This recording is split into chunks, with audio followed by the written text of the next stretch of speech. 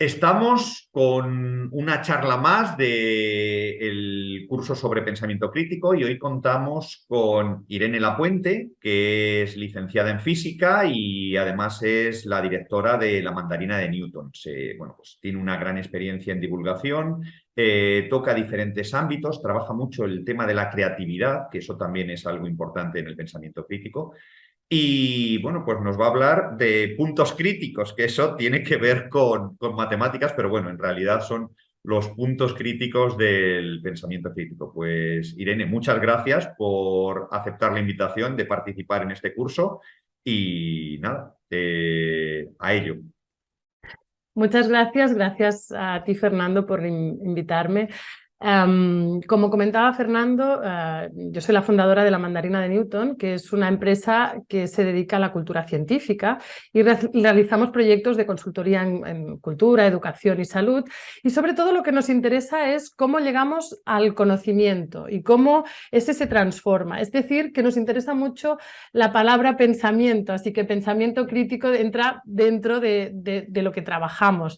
En general hablamos mucho de método científico, de pensamiento de diseño y de procesos creativos. Pero vamos a ver que el pensamiento crítico está y forma parte de todas estas maneras de conseguir el conocimiento. Y quizá el que queda un poquito más lejos son los procesos creativos, porque ahí hay un abanico más amplio de maneras de llegar a estos procesos. A veces pues, utilizaremos pensamiento crítico y yo creo que al final está bien que esté en la base de cualquier manera de trabajar, pero es verdad que hay un poco más de libertad. Pero cuando hablamos de método científico o de pensamiento de diseño, pienso que el pensamiento crítico es imprescindible. Por eso vamos a hablar de estos puntos y los vamos a ir vinculando con estas maneras de llegar al conocimiento, de gestionar esta manera de saber y de hacer. Y hablaremos de metodologías y de dinámicas.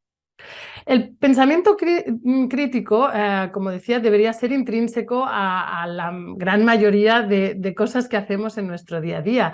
Aún así, si buscamos su definición, encontraremos que le llaman pensamiento crítico al proceso de dudar de afirmaciones que en la vida cotidiana pues quizás no dudaríamos. Con lo cual, sí que es un proceso de duda, de estar alerta, ¿no? de querer investigar y saber si la información que tenemos delante, ¿no?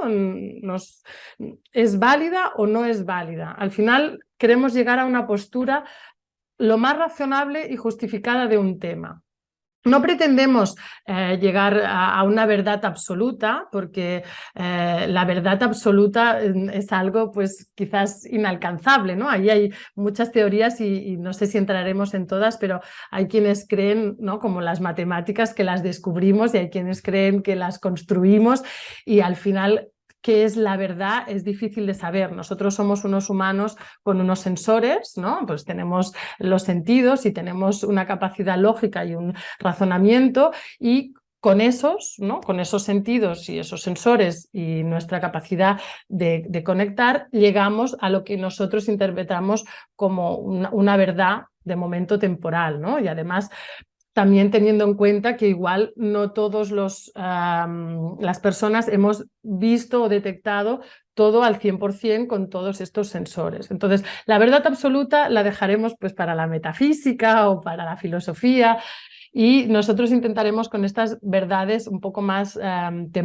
¿no? temporales o parciales, pero sí que queremos llegar a una postura lo más razonable posible, o sea, que tenga un sentido y que esté justificada. Así que aunque podamos ser críticos con el propio método científico o con el pensamiento crítico, no vale todo, no entramos en un relativismo absoluto en que, bueno, no, hay realmente unos argumentos que están más validados, que tienen, ¿no? Pues que siguen un efecto causa, que nos ayudan a creer, bueno, por ahí debemos estar más acertados. Y eso es lo que va a hacer el pensamiento crítico, intentar ir hasta este punto un poco que creemos que es más acertado.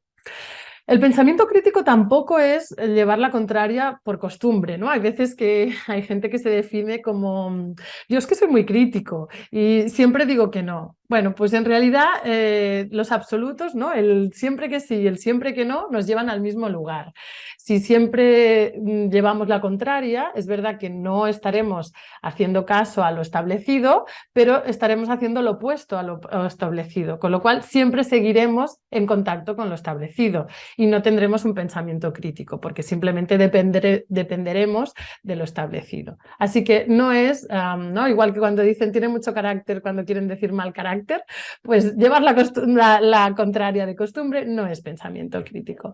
Hay que seguir enfocándote en el tema, o sea, para fomentar este pensamiento crítico lo que hay que hacer es enfocarse en un tema, conocer los argumentos a favor y en contra y ser capaces de clasificar esa información. Utilizar nuestras capacidades lógicas y analíticas y racionales para discernir si lo que nos está llegando pues es coherente o no es coherente. Pero no podemos, ¿no?, siempre contestar con un sí o con un no. Y de hecho el pensamiento crítico es un poco más lento, ¿no? Tiene su tiempo porque tenemos que evaluar todos estos argumentos, con lo cual hay que ser un poco más reflexivo. Y de hecho hay que reflexionar y hay que investigar. De hecho el pensamiento crítico nos podría, lo hemos vinculado o lo vincularemos ahora con el método científico, pero nos podría servir para cualquier profesión. Por ejemplo, periodismo. Pues los periodistas también deben investigar, ¿no? No podemos dar una noticia por buena a no ser que tengamos más de una fuente que nos la validan, por ejemplo. Bueno, pues hay que investigar también quiénes son estas fuentes. Y es que el proceso de investigación, que a menudo lo relacionamos pues, con centros de investigación punteros, ¿no? con las universidades, no es algo tan alejado de nosotros.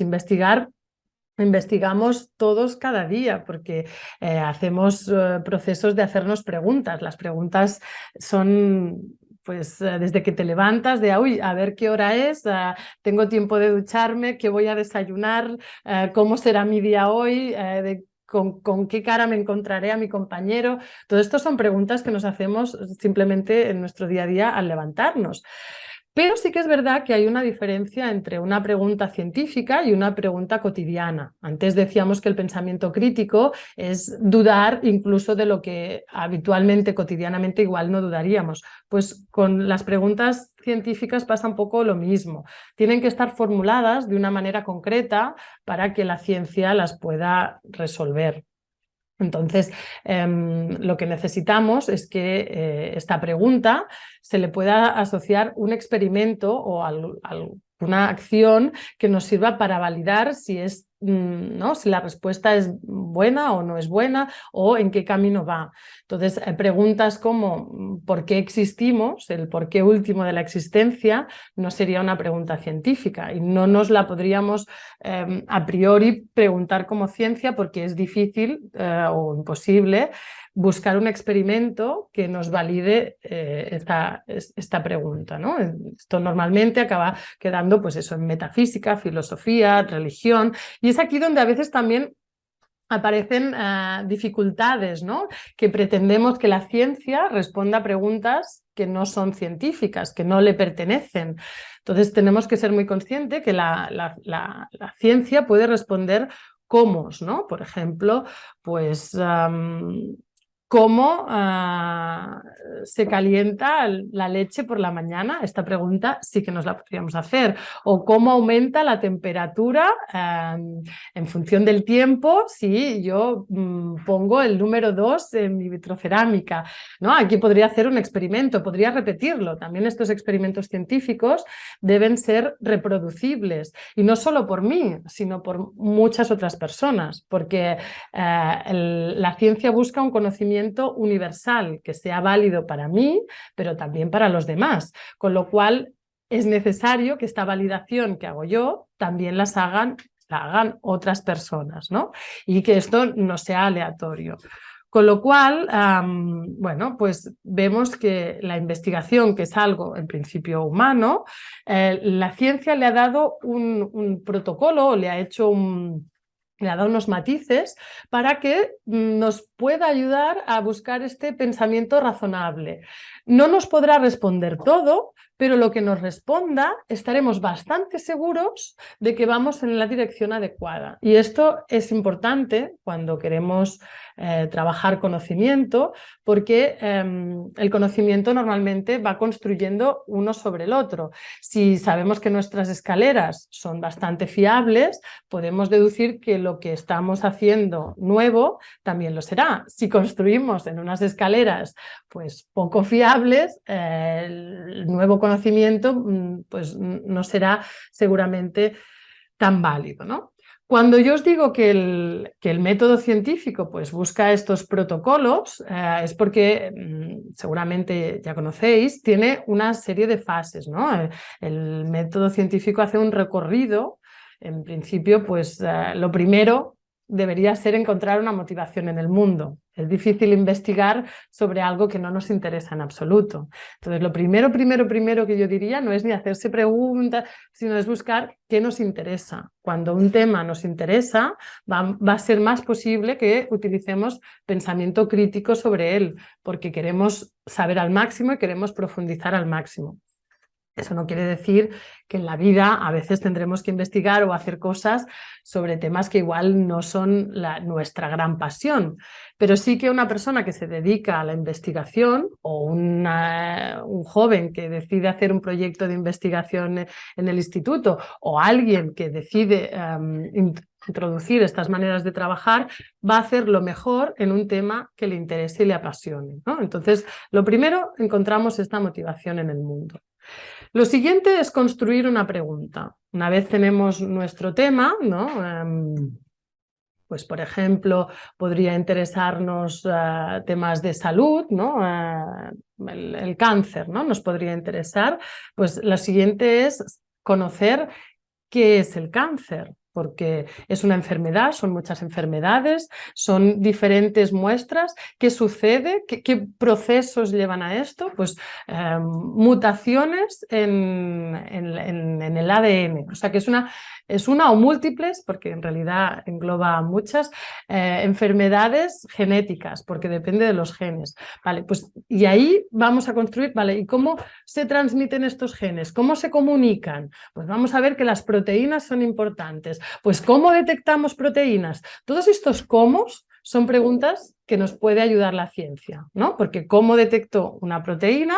Pues hay reactivos que reaccionan en presencia de proteínas y cambian de color, por ejemplo. Pues yo puedo hacer un experimento en que yo ponga diferentes materiales, elementos, seguramente pues, vivos, ¿no? Porque las proteínas en principio están en los seres vivos, pero podría preguntarme más allá, y de hecho los virus, ¿no? Que están en este limbo, o incluso materia inerte. Entonces yo podría poner mi reactivo e ir comprobando que tiene proteínas o no. Vale, pues esta acción de construir preguntas es el siguiente paso en el método científico.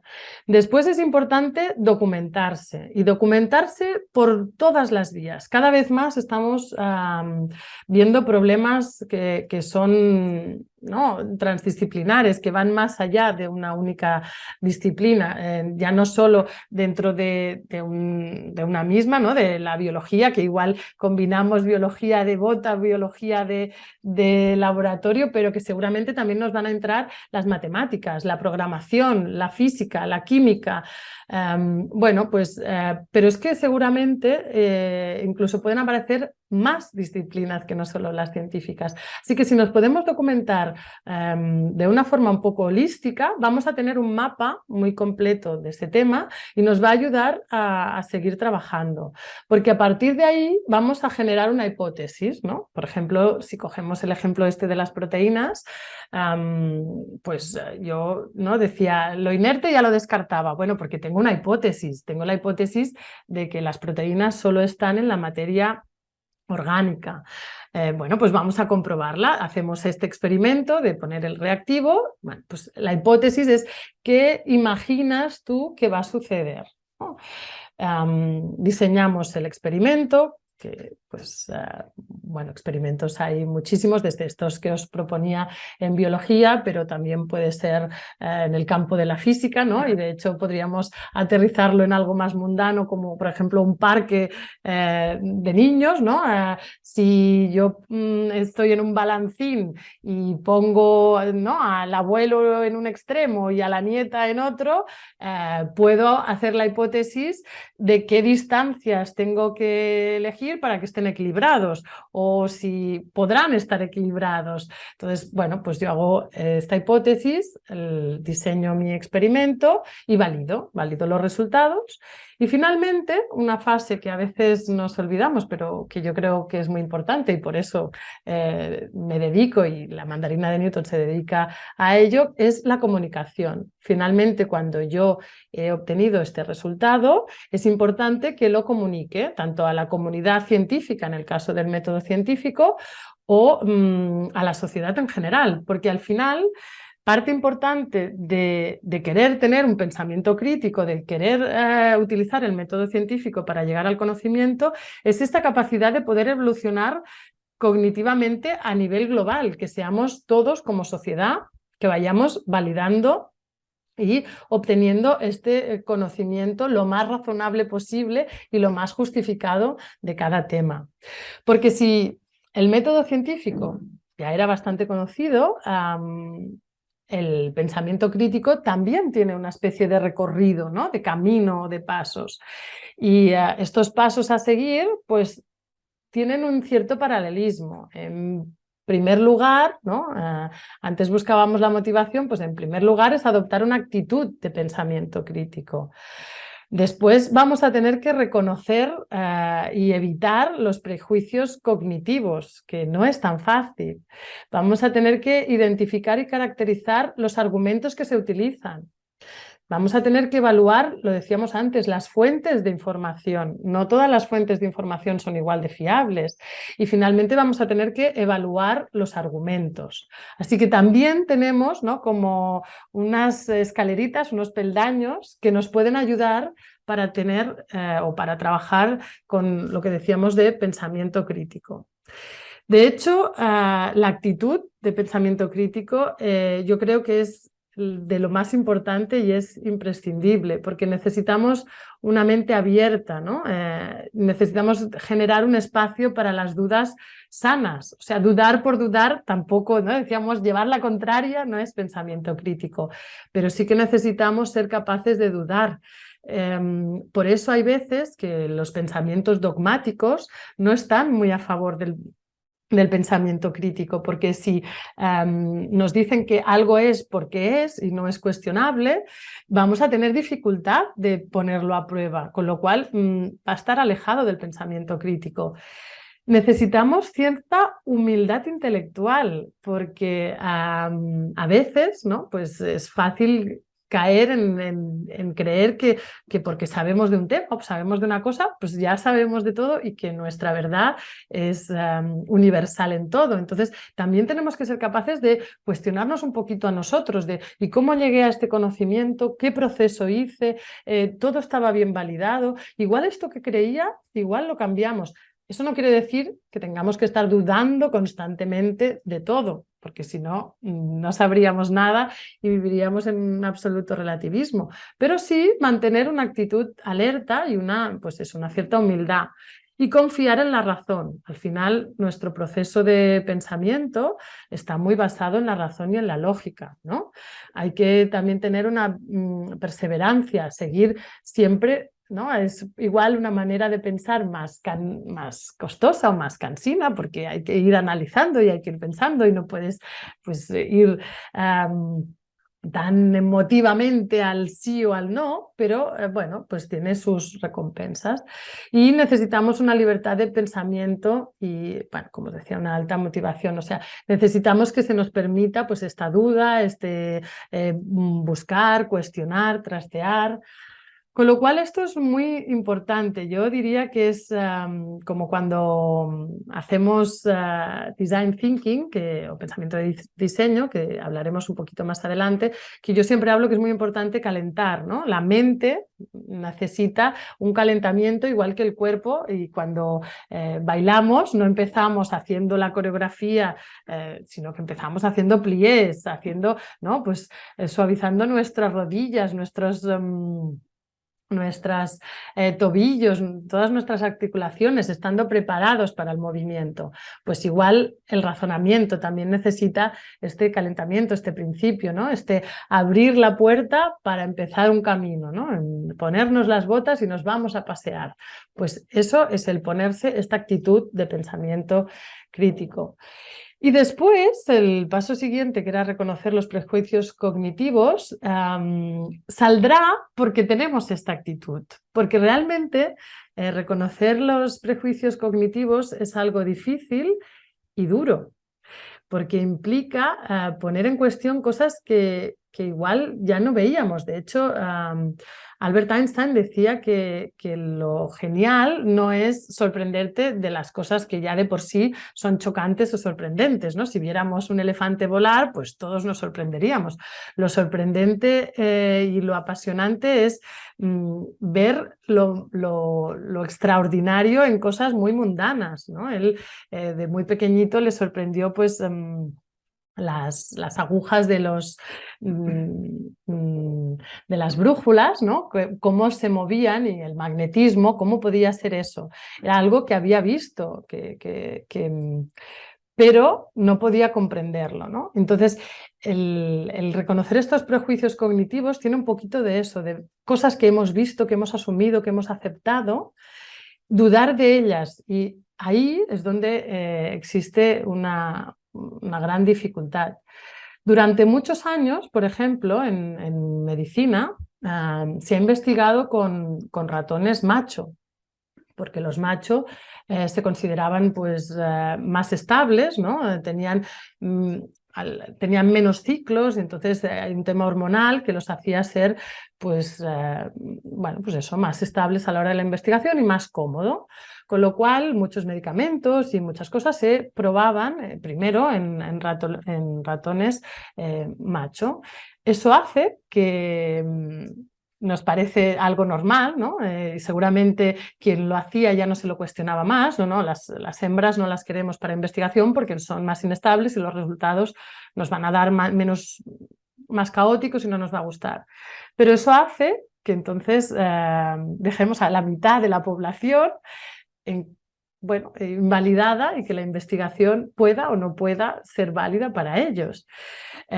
Más en esta línea feminista, que hoy os pondré pues algunos ejemplos, existía una enfermedad llamada histeria femenina. Y de hecho, aún a día de hoy hablamos de eres una histérica, ¿no? ¿Qué histérico se ha puesto? Bueno, la histeria femenina era simplemente aquellas mujeres que tenían deseo sexual, y como tenían deseo sexual y pues no satisfecho, esto era considerado algo grave, algo enfermizo. Y sí, de hecho, Sigmund Freud empieza, ¿no? toda su teoría a partir de esta concepción de enfermedad de la mujer con deseo sexual. Claro, esto es un prejuicio enorme, considerar que los hombres, si tienen, ¿no? por naturaleza, y está bien y forma parte de lo normal, que tengan deseo. En cambio, la mujer, cuando lo tiene, es una enferma, ¿no? Es una anomalía que hay que curar, y de hecho se trataba y se iba al médico para que te tratara la histeria femenina, porque era algo malo, ¿no? Imaginaros, bueno, es que es espectacular. Y claro, durante muchos años esto no se cuestiona porque bueno, la realidad estaba basada en este prejuicio. Entonces, lo que yo construya a partir de aquí se me cae, ¿no? Es como una torre bueno, pues hecha con legos, que le he puesto un error en medio y se me cae, ¿no? Y de hecho, las mujeres durante mucho tiempo se han considerado, bueno, últimamente, y ahora ya no tanto, pero durante un tiempo se han considerado como no buenas para el estudio de la medicina, ¿no? Cuando en realidad ellas, muchas habían trabajado, ejercido de sanadoras, y el rol de cuidadora se le asigna mucho a la mujer, pero durante un tiempo pues se le quita ese papel, ¿no? Se profesionaliza y es parte del trabajo del hombre. Bueno, pues todo esto son prejuicios, todo esto es ideológico. De hecho, bueno, comparto así muy rápidamente unas imágenes. Las comparto aquí. Hemos visto antes el método científico, el proceso, pues encontrar motivación, construir preguntas, documentarse, generar una hipótesis, diseñar un experimento, validar y comunicar. Hemos visto, y lo estamos viendo ahora, las fases del pensamiento crítico, ¿no? Esta actitud de pensamiento crítico, reconocer y evitar los prejuicios cognitivos, identificar y caracterizar los argumentos, evaluar las fuentes de información. Y aquí, que esta es la foto que os quería compartir, pues por ejemplo, esto fue una exposición en la que colaboramos, que se hizo desde el Colegio Oficial de Médicos de Barcelona, y aquí había unas representaciones artísticas de temas médicos. Claro, la ilustración científica durante mucho tiempo era la manera de transmitir el conocimiento, ¿no? En estos libros anatómicos, ¿no? No había fotografía y entonces había que hacerlo. Pues aquí es donde descubrimos también muchos de estos prejuicios, ¿no? Cosas que los médicos habían ido transmitiendo y habían ido pues ¿no? perpetuando un poco. Una de ellas era, por ejemplo, las ilustraciones de temas ginecológicos, pues por temas de tabú solo se dibujaba pues el útero o los ovarios, pero nunca las mujeres enteras, con lo cual, en cambio, a un hombre sí se le podía ilustrar entero. Entonces, esto también hace que pensemos en un útero y no en una mujer. Y nos construye toda una ideología y una manera de tratar la medicina que se aleja de la realidad, porque al final los úteros no van solos por el mundo.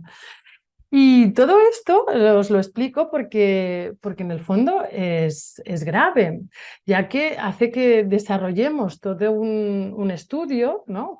cognitivo alejado del pensamiento crítico.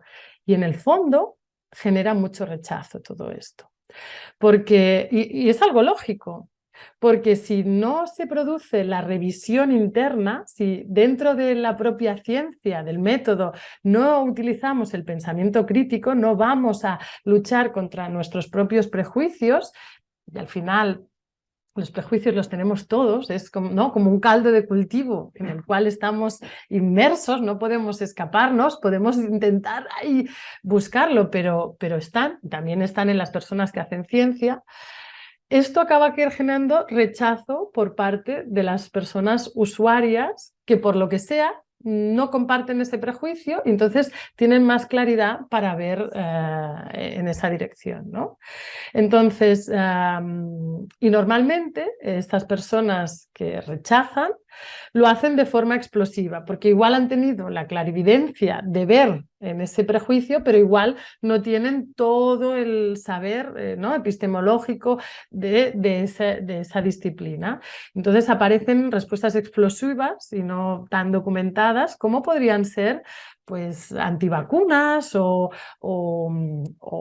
bueno, teorías conspiranoias, ¿no? Porque al ver ¿no? el fallo y verlo tan claramente, saltamos al otro lado. Entonces, ¿cómo discernimos lo que es razonable de lo que no?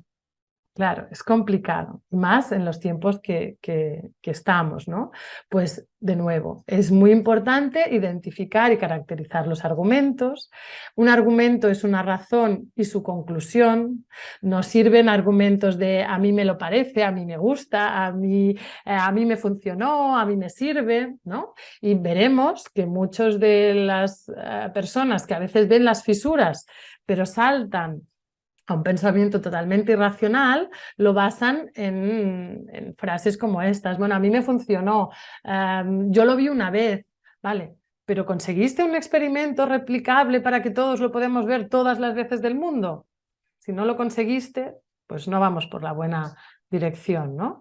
Pero esto es muy importante que la ciencia, que en principio sí se le supone un pensamiento crítico, no se olvide de seguir revisando y revisando, porque todas nuestras posibles fisuras son lugares para explosiones que pueden llevarnos problemas. Entonces yo a veces lo planteo en más temas, ¿eh? Lo mejor es intentar no generar los espacios para que haya problemas. Con lo cual, siempre incluir este pensamiento crítico en el método científico. Cerramos un pequeñito bloque de definición de pensamiento crítico y lo hemos vinculado al método científico, porque querría empezar con pensamiento crítico en el pensamiento de diseño. De hecho, empezamos con plantear cómo enmarcar problemas. ¿Sí? La ciencia tiene que enmarcar problemas, pero muy a menudo en el saber curricular nos enseñan a resolverlos. Somos muy buenos resolviendo problemas y cuando se cruzan dos trenes, se cruzan en Madrid, seguro que se cruzan en Madrid. Bueno, pues eso es lo que hacemos en el cole, pero deberíamos empezar también a aprender a ser nosotros los que enmarcan y ver el problema. Y ahí también hay mucho de pensamiento crítico, porque el pensamiento crítico nos ayuda a resolver problemas de una mejor manera, aunque la capacidad crítica debería empezar antes de resolver estos problemas y en este enmarcado. Y es aquí donde el pensamiento de diseño también tiene un papel muy importante. Para ilustraroslo, os explico una anécdota, porque creo que las anécdotas nos ayudan, y os vuelvo a compartir la pantalla para poneros esta imagen de aquí. En este caso, pues esto es 2014 y es un proyecto en el que colaboramos con la delegación del CSIC en Cataluña. Y se llamaba el proyecto Talent Lab y discutíamos sobre naturalezas híbridas, ¿no? Dónde empieza lo natural, lo artificial. Y en este primer caso hablábamos del arroz dorado. Imagino que conocéis, el arroz dorado es una variedad de arroz producida a través de ingeniería genética, o sea que es un transgénico. Y es un ejemplo de innovación tecnológica en el campo de la agricultura y la alimentación. Se creó más o menos en el 2000 para paliar la deficiencia de vitamina A en las personas que mayoritariamente se alimentaban de arroz. Se hicieron unos proyectos pilotos en China y en Filipinas y hubo pues cierta controversia y hubo pues grupos contrarios al hecho de la introducción de esta variante de arroz y bueno, pues se generó una cierta polémica. Y aquí debatíamos un poco qué tiene de natural o qué tiene de artificial este arroz, a pesar de que, como decimos, es un arroz transgénico, con lo cual se ha hecho en laboratorios. Pero sí que es verdad que el arroz al final, es un fruto de una domesticación vegetal que tiene una tradición milenaria, o sea que realmente ya ha sufrido toda una evolución. De hecho, la gran mayoría de alimentos que consumimos vienen de una evolución y de una domesticación. El maíz, por ejemplo, pues el maíz original era muy feucho, más bien negro y pequeñito. Y las panochas que conocemos hoy en día pues son todas grandes, amarillas, ¿no? Y muy suculentas, no era el mismo maíz. El tema es que igual al principio simplemente pues potencias plantar unas u otras o vas como ¿no? adaptando y llega un momento en que realmente tocas la información genética y el cómo se construye este alimento, en este caso el arroz, ¿no? Uno de los argumentos a favor de la introducción de este tipo de arroz por parte de la comunidad científica es que con una cantidad relativamente pequeña, con 40 gramos de arroz dorado, conseguimos el aporte necesario de vitamina D para una persona, ¿no? Entonces, bueno, pues como comentamos, hay personas que tienen un acceso muy restringido a los alimentos y aunque podrían conseguir esta vitamina A con zanahorias, por ejemplo, pues no tienen acceso a las zanahorias. Entonces, bueno, estábamos en un debate acalorado, ¿no? Sobre si transgénicos sí, transgénicos no. Bueno, pues las dificultades después de reproducción de las semillas transgénicas, del monopolio, Cuando una persona del público levantó la mano y, bueno, dijo, ¿no? Está bien escuchar los argumentos que nos da la ciencia, me parece bien, pero me pregunto por qué nos fijamos en si deberíamos plantar o no arroz transgénico, cuando igual deberíamos fijarnos en por qué hay unas personas que solo tienen acceso al arroz, que solo comen arroz. ¿Esto no nos parece extraño? ¿No? Y antes, cuando decíamos hay que dudar, ¿no? de todo, incluso de lo evidente, aquí tenemos una muestra muy interesante. Dábamos por sentado o damos por aceptado que hay una población que es tan pobre que solo puede comer arroz y que esto es así y que no es modificable, ¿no? En cambio, vamos a modificar el tipo de arroz para que así puedan solucionar este problema y no tengan falta de vitamina D. Hay de vitamina A, disculpad.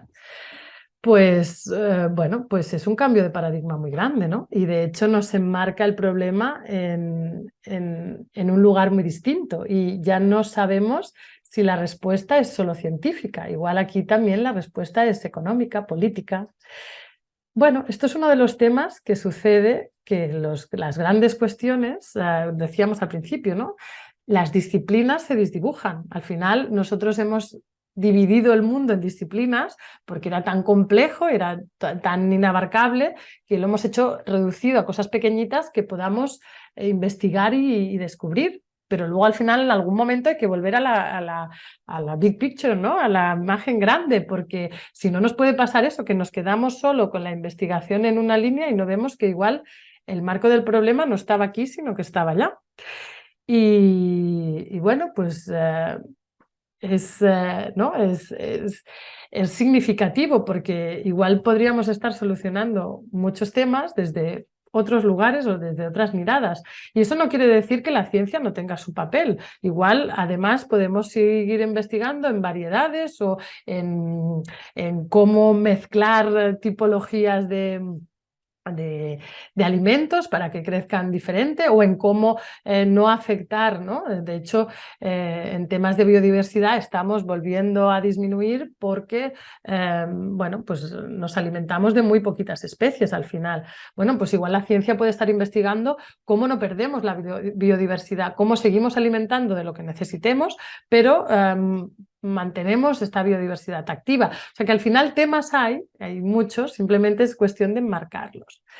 Y esto es una de las cosas que hace el pensamiento de diseño, ¿no?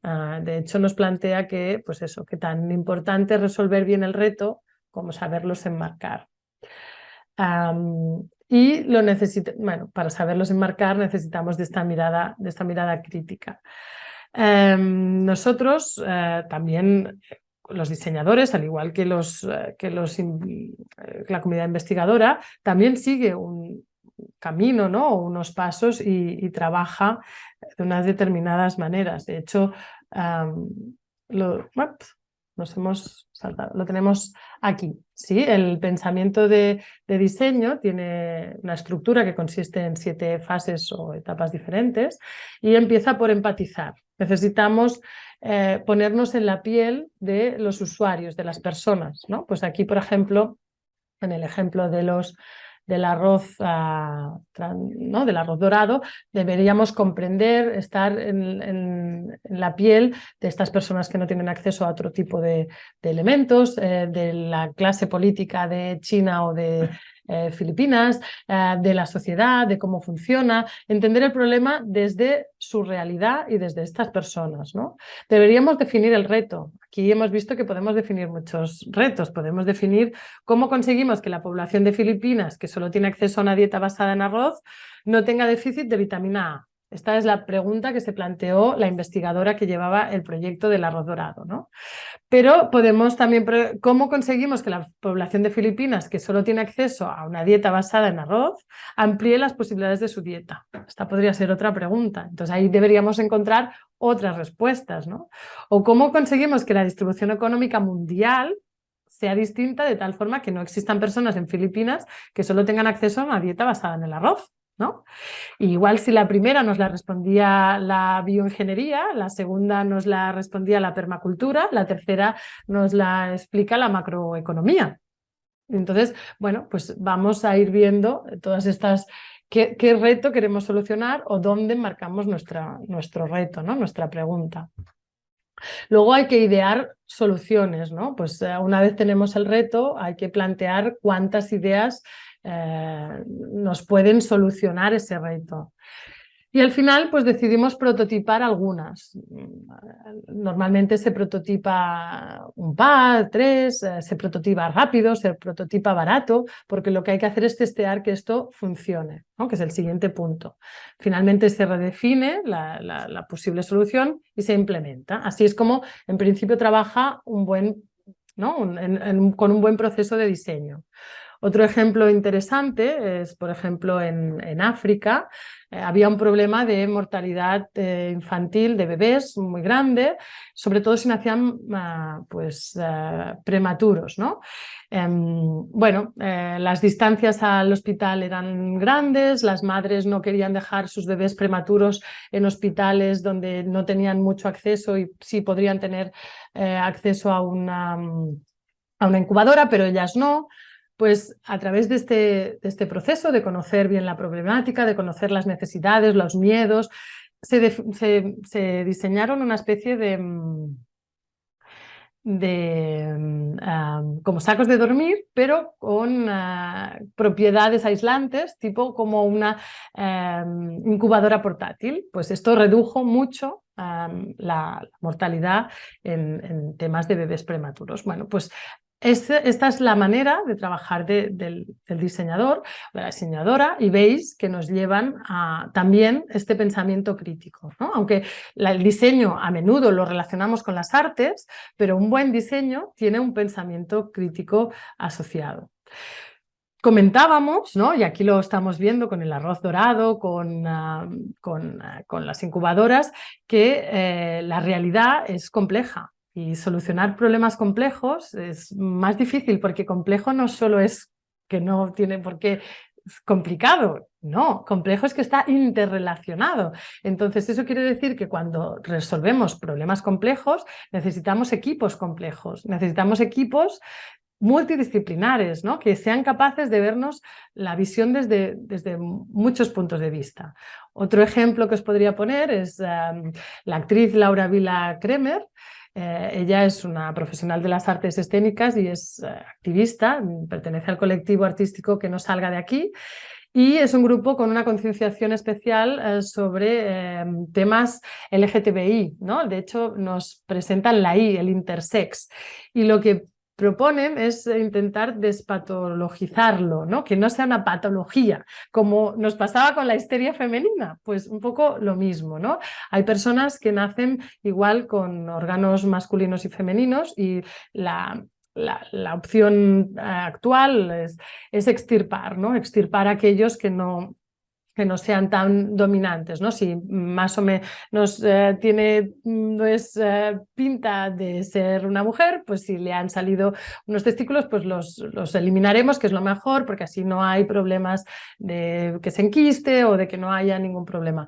Bueno, esta es una manera de pensar, ¿no? Y es una manera con un prejuicio, ¿no? De que tiene que haber dos sexos diferenciados y que todo lo que se vaya de la norma hay que eliminarlo. Y para hacer esto seguramente han trabajado pues, equipos médicos, pero igual cuando debatimos estos temas nos faltan psicólogos. ¿Cómo afecta psicológicamente esta extirpación? O nos faltan, en este caso, pues mira, artistas, ¿cómo se ve desde el arte esta diferencia? ¿No? Entonces es importante que en problemas, pues en realidad yo diría que la gran mayoría de problemas cotidianos, ¿no?, complejos, intentemos aplicar este pensamiento crítico, incluyendo estos equipos complejos, esa múltiple mirada y siempre con este ojito de ¿hay algún prejuicio que me está tapando o no me está permitiendo ser crítica? Bueno, hasta ahí dejamos el pensamiento de diseño, porque el último bloque al que quiero referirme es al que, bueno, pues por suerte ya está evolucionando la ciencia y toda esta manera de conseguir conocimiento, que es lo que se conoce como investigación e innovación responsable, ¿no?, el RRI. Todas estas reflexiones nos llevan a ver eso, pues que la ciencia debería ser crítica por definición y por vocación. Y el RRI es, yo diría, la parte de la vocación. O sea, realmente definimos y decidimos que hay que hacer una investigación responsable. Y eso también, pues mira, también tiene unas fases y unos puntos que yo os comparto ahora, y es una investigación y una innovación responsable implica una educación científica, ¿sí? Tanto en las escuelas como en la divulgación, como en todo el contexto social, debemos garantizar una educación científica, ¿sí? La ciencia debe garantizar porque es esta documentación que decíamos en el método científico, es esta empatización que decíamos en el pensamiento de diseño. Necesitamos una base de conocimientos para poder después también juzgar y decidir qué nos vale y qué nos vale, ¿vale? Necesitamos trabajar en temas de igualdad de género. He puesto muchos ejemplos donde veíamos que, ¿no?, casi los derechos humanos se veían vulnerados. O sea, hay que realmente alejarnos, ¿no?, un poco de este, pues bueno, de este hombre blanco rico con saber, que es quien ha monopolizado durante mucho tiempo el conocimiento y lo ha hecho a su imagen y semejanza, ¿no? Tampoco vamos a entrar en juicios de, pues al final conocía desde él y lo hacía a su manera, pero siendo él el centro. Bueno, pues esto hay que abrirlo. La población es plural, igual que los grupos deben ser complejos, con saberes complejos, la población es plural y debe estar incluida en esta manera de aprender, ¿no? Necesitamos un acceso abierto, lo decía arriba, ¿no?, al principio. El método científico no se puede olvidar su parte de compartir, de comunicar, de decirle a toda la sociedad qué es lo que está aprendiendo y avanzando. Pues la investigación tiene que ser abierta, la investigación tiene que ser de todos. Al final es el planeta, que es un sistema cerrado. Si avanzamos, avanzamos todos. Si nos destruimos, al final nos destruimos todos, ¿no? Tiene que permitir una gobernanza. De hecho, nosotros trabajamos, y era uno de los últimos ejemplos que quería poner, en temas de salud, por ejemplo, que participa el paciente o los familiares de pacientes en definir qué necesitan o qué quieren. Esto es importante. O sea, al final el usuario también, ¿no?, la ciudadanía también tiene derecho a, dentro de su conocimiento, recordemos que esta es una sociedad educada científicamente, poder opinar hacia dónde debería evolucionar la ciencia, porque la ciencia al final neutra no es. La ciencia tiene unas directrices y tiene unos lugares de avanzar. A todo no lo cubre lo que interesa. Entonces, la ciudadanía también tiene que acompañar en esto.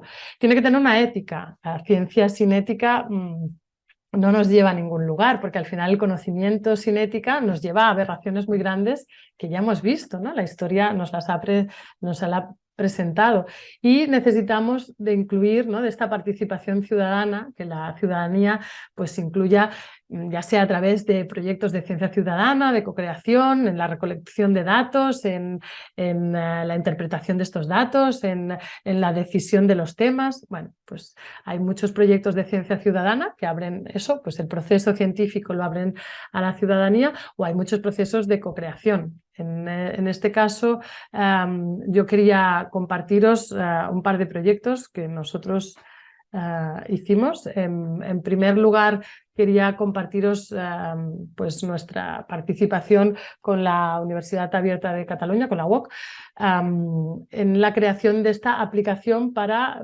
personas o familiares con espectro autista. Inicialmente, desde la investigación, se creía que lo que más interesaba era una aplicación que validara o desmentir si un artículo era cierto o no. Decíamos que esto es difícil y es muy importante, lo decíamos al principio. Bueno, pues se creía que eso era lo que más necesitaban las familias, ¿no? Una aplicación que dijera esta información es válida, esta información no es válida. Pero las familias confirmaron que una vez tú tienes un familiar con espectro autista, te vuelves un máster del tema, ¿no? Decíamos, la motivación es muy importante. Bueno, pues estas familias se documentan muchísimo, son capaces de tener un pensamiento crítico muy potente, con lo cual no es tanto lo que necesitan saber si una noticia es verdadera o falsa, porque estos son capaces de hacerlo. Pero nos proponían, aquí tenéis un ejemplo de un prototipo, esto está hecho aplicando procesos de método de pensamiento de diseño, que lo explicábamos arriba. Pues aquí estábamos, hay una de las plantillas con ideación, con muchas ideas, se habían elegido un par, unos prototipos, y justo estos son los prototipos. Este prototipo es como un reloj, es un wearable, que sería como un Google Maps, pero que solo indica cómo ir del casa al colegio, del colegio a casa, porque las personas que sufren del espectro autista tienen dificultades en gestionar mucha información, entonces el Google Maps no lo pueden utilizar, pero si les pautamos muy claramente el itinerario, sí serían posibles de ir de casa al colegio. Y una de las preocupaciones muy grandes de las familias con hijos que tienen autismo es su autonomía, su capacidad de hacer cosas solos. Entonces, pues por ejemplo, proponían cosas en esta dirección, muy diferente a lo que se había propuesto inicialmente desde la investigación. Bueno, pues esto es investigación responsable, ¿no? Acompañarnos de los usuarios para poder desarrollar e investigar en la línea que necesitan y, bueno, pues al final les estamos haciendo también un servicio. En este caso pongo un ejemplo de otra aplicación, Kidney App, también desarrollada en un proyecto con la UOC, que evoluciona, aún está, ¿no?, en proceso de evolución, y en este caso los talleres de co-creación con los pacientes los hicimos online, por eso la imagen pues, son estos prototipos, y era pues, una aplicación que se viera en el teléfono, que hablara de temas de dietas, que fuera muy visual. Bueno, pues, ellos nos proponían cómo lo necesitaban, ¿no? Y también pues, grupos de apoyo que pudieran intercambiarse entre ellos recetas, porque al final las personas que tienen problemas de riñón les es muy difícil adaptar ¿no?, toda su dieta a comer sin sal, ¿no? O cómo cambia y qué alimentos pueden comer o no. Bueno, pues todo esto son proyectos donde se ha utilizado el pensamiento crítico, ¿no? Se ha utilizado, no vamos a hacer por hacer, ¿no? No vamos a dar nada por hecho, vamos a dudar hasta de lo que creemos, pero en una dirección, con unos pasos, tampoco todo vale, ¿no? Hemos seguido unas pautas, hemos invitado a los usuarios o a los pacientes en este caso, ¿no? Y de hecho, personalmente, ¿no?, y dentro de la mandarina, pensamos que las ciencias de la salud, al igual que la educación y la cultura, son espacios donde se ofrece un servicio, con lo cual es muy importante que nos esforcemos en conseguir estos cambios de paradigma, que nos esforcemos en incluir ¿no?, al usuario y este punto crítico, ¿no?, a la hora de trabajar en nuestros proyectos. Pensamos que es realmente imprescindible. Al final, la co-creación, el metadiseño, la transdisciplinaridad, lo holístico, ¿no?, lo hemos visto hasta ahora, son la clave de este nuevo paradigma.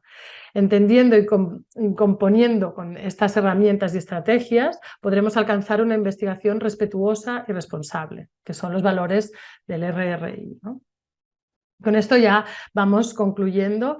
En esta presentación hemos visto la importancia del pensamiento crítico, así como el valor de reconocer los prejuicios cognitivos, las limitaciones propias del ser humano, ¿no? Al final somos sensores y cerebritos, y su capacidad de adquirir conocimiento, así como el uso del lenguaje. A veces no nos damos cuenta, ¿no?, que es este vehículo para transmitir conocimiento. Bueno, pues el lenguaje también está lleno de prejuicios y también debemos analizarlo. De hecho, el lenguaje, por ejemplo, médico, es un lenguaje muy bélico, ¿no? Debemos atacar el tumor, debemos combatir el resfriado. Bueno, pues esto nos da todo un imaginario, ¿no?, que sería diferente de si entendiéramos como una máquina y entendiéramos como desgaste. Bueno, pues resulta que se nos han desgastado las cuerdas vocales porque le estamos dando demasiado uso, y entonces esta faringitis, en lugar de combatirla, igual deberíamos ¿no?, reponerla o curarla para no estas cuerdas deterioradas, pues ponerles, pulir cera, poner cera, ¿no? Cuidarlas de otra manera. Todos estos lenguajes también deberíamos dudar de ellos. De hecho, al final yo diría que no podemos dar nada por hecho o por supuesto, sino que debemos bueno, mantener esta actitud. Trabajando, eso sí, bueno, pues con unas metodologías o unas estructuras que nos permiten garantizar hasta cierto punto el conseguir este conocimiento razonable, ¿no?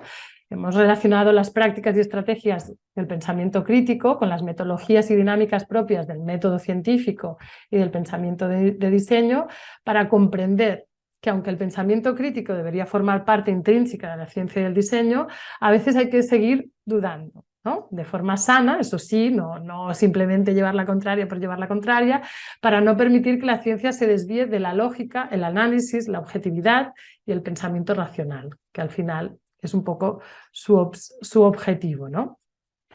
Esa es la actitud del pensamiento crítico y debería ser la del pensamiento científico, que mayoritariamente lo es, ¿no?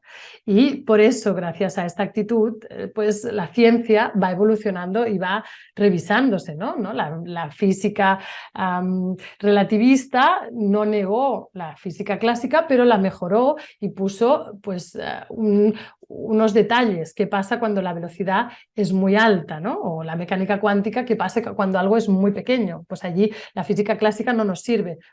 Pues vamos a seguir refinando y vamos a seguir trabajando para, al final, pues eso, llegar a una postura lo más razonable y justificada posible de un tema. Espero que con esta charla larga e intensa, pero os anime a seguir dudando de manera sana, a seguir experimentando de manera ¿no?, validable, y a seguir comunicando todo aquel conocimiento que consideramos que es, pues eso, razonable y justificado, y a evitar, pues a mí me lo parece, yo creo que esto nos sirve a nivel personal, pero no nos sirve a nivel de conseguir un conocimiento global y universal como busca la ciencia. Pues muchas gracias. Ahora, vamos, nos has hecho dudar. Yo ahora estoy dudando de mí porque no sé si se me ve, no se me ve o qué, pero bueno, en cualquier caso, muchas gracias, Irene, porque ha sido una charla, bueno, pues enriquecedora, que nos ha hecho dudar. Además, has tocado diferentes temas. En el curso también has tocado poquito, porque de eso ya vamos a tener una sesión entera también con Manuel Seara sobre la ética y el pensamiento crítico en el periodismo. Y bueno, pero es verdad, las preguntas que has planteado yo creo que son interesantes, y como el curso además va destinado a profesores, pues idea para que en todos los métodos que estamos utilizando o que utilizamos los profesores, los que van a utilizar los que sigan el curso, nos podamos plantear lo que estamos haciendo. Y Claro, es poderlo utilizar en todos los ámbitos del saber. De hecho, casi rompe más esta dicotomía, ¿no?, entre humanidades y ciencias. Bueno, al final la búsqueda, ya digo, la verdad es demasiado, pero la búsqueda de un conocimiento razonable la tenemos desde todas las disciplinas, así que es aplicable a todas las disciplinas. pues muchísimas gracias y nada, que espero que todos los que lo vean hayan disfrutado tanto como yo viéndolo. Pues nada, muchas gracias de nuevo, Irene. Gracias a ti.